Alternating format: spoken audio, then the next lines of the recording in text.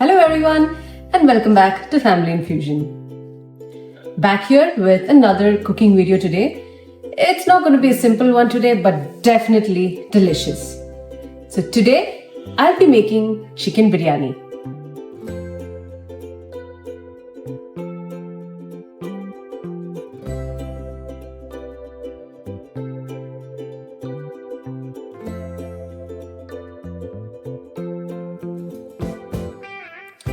Let's start off with the ingredients, preliminary ingredients, and this will be made in two parts. So first I'll be making a chicken gravy base for the biryani and then cooking the rice, and then I'll be layering the two, which is the general process for making a biryani. But yeah, so that's how I'll be going about today. Now to make the chicken gravy base, I've cut 2 onions very thinly sliced. I have 2 tomatoes chopped here. I have a handful of coriander leaves and about 2 to 3 tablespoons of mint leaves. I also have ginger garlic paste here, of which I'll be using like about 4 tablespoons. It's ginger, garlic and green chili. That's what that paste is. This here is a chicken. I have 1.3 kg. Why it's 1.3 kg? I was going for 2 pounds, but then the store had 2.9, which is like 1.3 kg of chicken. So that's what I have here. And so the ingredients have been adjusted to match that extra 300 grams. I generally cook with 1 kg of chicken. Now this plate here of onions is it has 2 onions again thinly sliced. What I'll be doing with this is deep frying. I'll be deep frying it and using it for 2 things. One, to add to the chicken gravy as once the gravy is semi-made, and then the remaining fried onions I'll be using for garnishing towards the end of the process. Fried onions, the deep fried ones, are easily available in stores, but I decided to make this at home here, just to have that authentic flavor to it. The deep fried onions first. I'm using avocado oil here.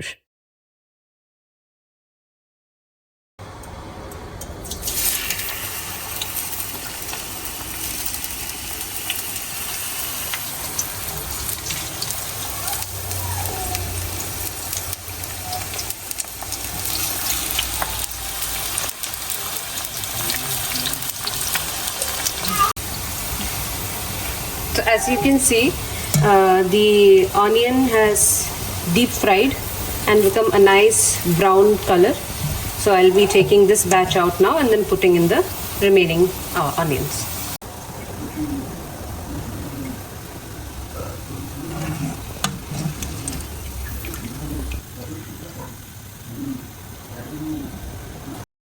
Meanwhile, I've put about 5 eggs to boil. This will go into the biryani. That is a specialty and a delicacy that we all enjoy having in the biryani. So this is the second batch of onions, all crispily fried. Okay, so the next step is to fry cashew. So in the same oil that we fried the onions, I'm going to add half a cup of cashew.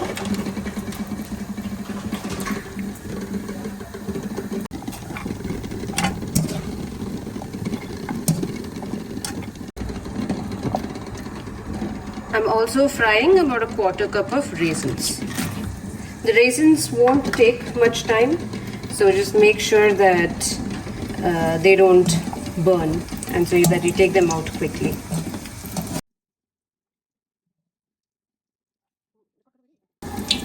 The cashew and raisins are for garnishing the biryani at the end. So I've poured about 3 tablespoons of oil here. You're free to use ghee as well. I just reuse the oil that we used to fry the onions and the cashew and raisins in, because that oil has a lot of flavor from the onions. I'm gonna add the next set of 2 onions that I thinly sliced into this oil. And right now what I'm doing is preparing the chicken gravy base.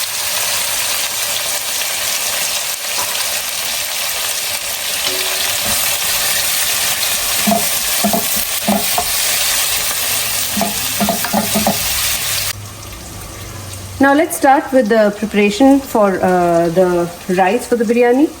So what I've used here is a type of rice called, well, in North India it's called Gobind Bhog. In Kerala it's called Jeeragashala. I think Jeeragashala is similar to this, maybe it's not this, but it's pretty similar to this rice.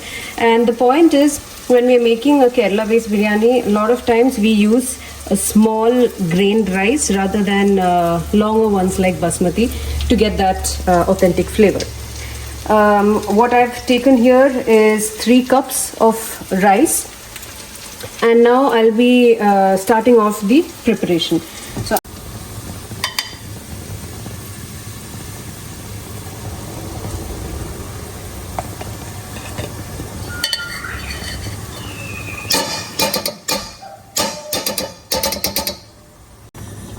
now to make the rice, it'll be ghee rice. So I've put about 2.5 tablespoons of ghee here. That's lots of ghee. You can reduce it if you want. And then I'll be putting the hard garam masala spices. So I have about 3 to 4 pieces of cinnamon sticks here. Once the ghee is hot, I'll be adding these. So 3 to 4 cinnamon sticks, 2 star anise, 2 bay leaves cut in half, about 4 pieces of clove, and 4 pieces of cardamom. Once the spices are fried, I'm adding about half an onion to the ghee.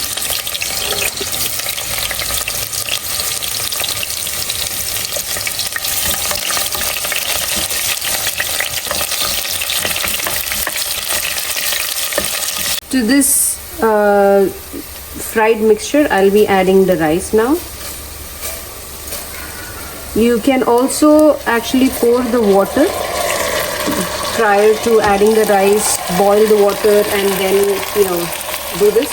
But I decided to fry the rice a little bit so that the rice can get the flavor of the ghee very nicely.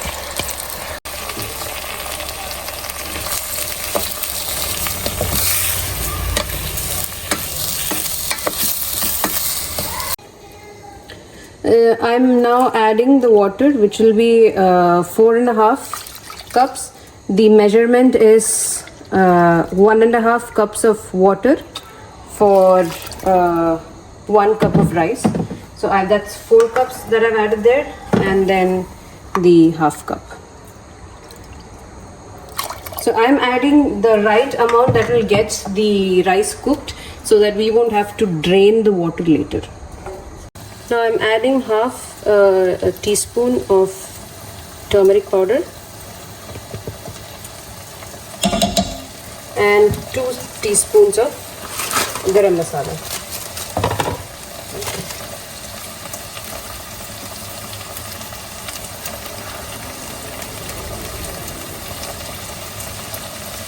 Add the chopped tomatoes, 2 of them.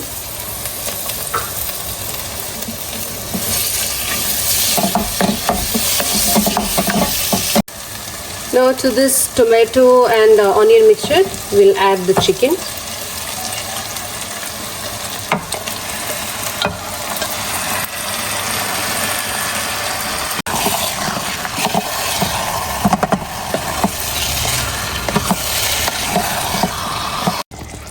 Okay, now that the chicken is like semi-cooked, I'm going to add a handful and little more of coriander leaves and around 3 tablespoons of the mint that we had cut and kept earlier.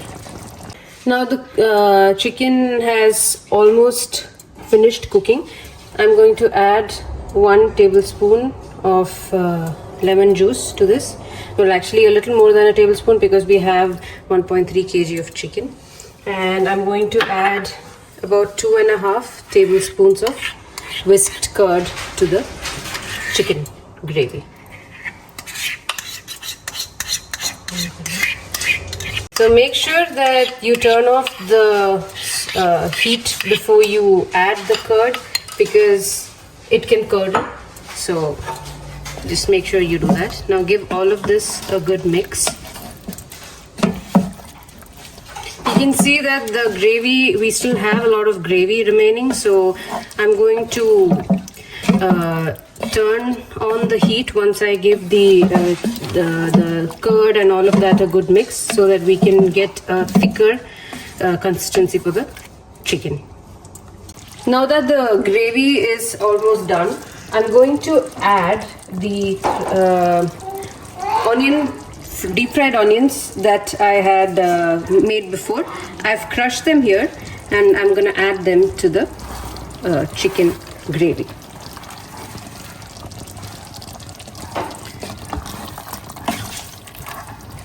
This is what gives the chicken the unique flavor. Give it a good mix. Let it stay in the gravy for about a few minutes, and then we can take it off the gravy. Now it's time to layer the biryani. So I have removed about half of the chicken into another bowl. This will be my first layer of chicken for the biryani. I'm adding some coriander leaf to the chicken for some fresh flavor. The rice.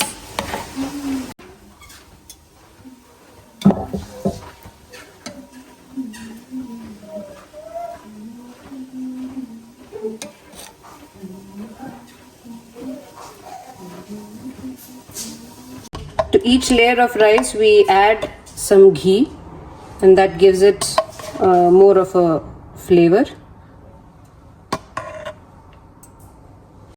Garnish with some of the leaves.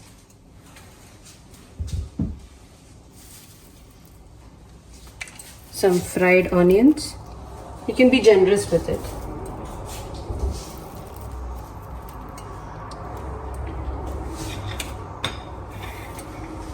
Some of the cashew nut that you had fried earlier, and a little of the raisins, fried raisins. So this is layer 1. Now we add the rest of the chicken, or if you're interested in making more than 2 layers, you can put chicken as you want accordingly.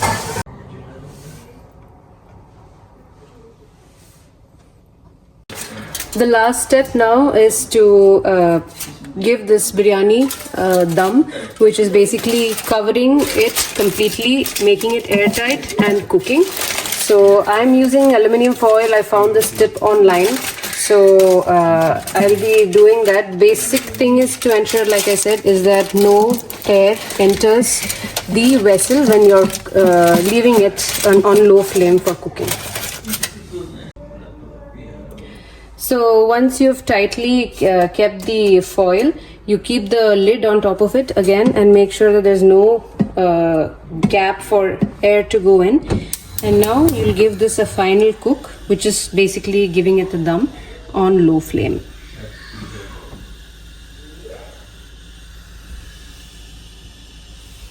Also made raita for the biryani. Just ingredients are cucumber, sliced onions, curd, whisked curd, some salt, some pepper,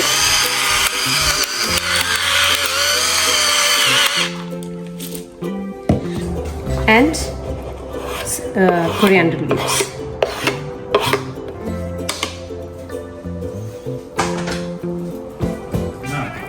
Put on a good mix.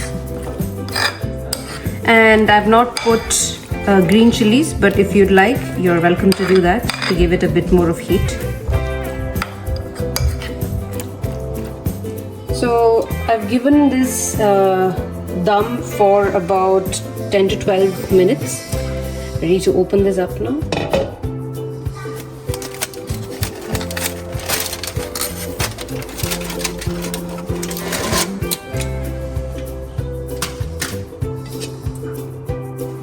The Kerala style biryani is now ready. Take a look. So there were quite a few ingredients that went into the making, and it took about 3.5 hours to make. It's not that complex, just that there are a lot of things to do. Let me taste this now and see how it turned out.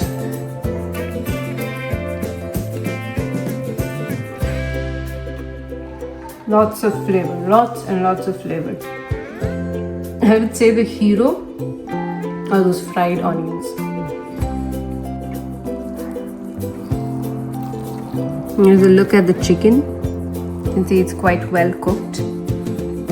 And eat it with the rice.